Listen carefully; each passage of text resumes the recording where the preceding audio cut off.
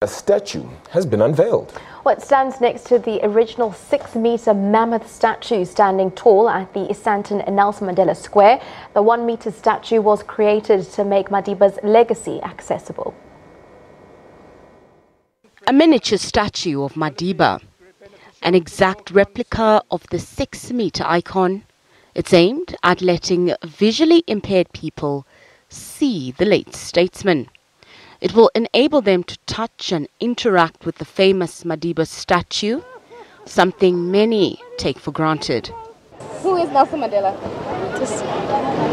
It's pretty cool, considering we went to the Robben Island tour. We went to Cape Town. I like it. It's pretty nice and small. Yeah, I think it's really nice. Yeah, I didn't know it. I didn't know either statue. It was the first time I saw either one. And First time here. Yeah, first time here in Joburg. No, a sacrifice for the country, and he went to prison, sacrificing for the democracy of this country. Querbus Hatting made the 6-metre Madiba statue, which was unveiled at the square in March 2004.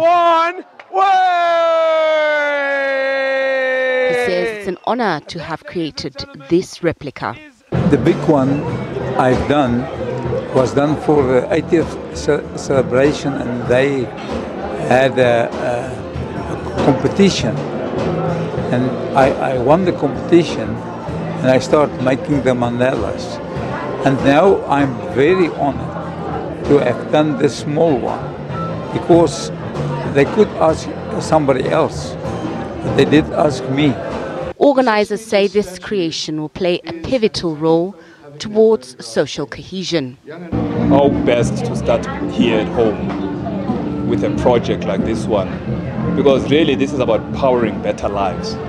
The ability for us to be able to play a critical role to support exactly what our statement says with action is what really inspired us. It's just a momentous occasion to remind South Africans that let us celebrate the life of people with disability, because it's part of our diversity, but it defines our identity as a country. But also it says to us, think again, take a moment and reflect. This ultimate work will spread Madiba magic and raise awareness of the plight of visually impaired people. Nozintombi Mia, SABC News, Sandton Square, Johannesburg.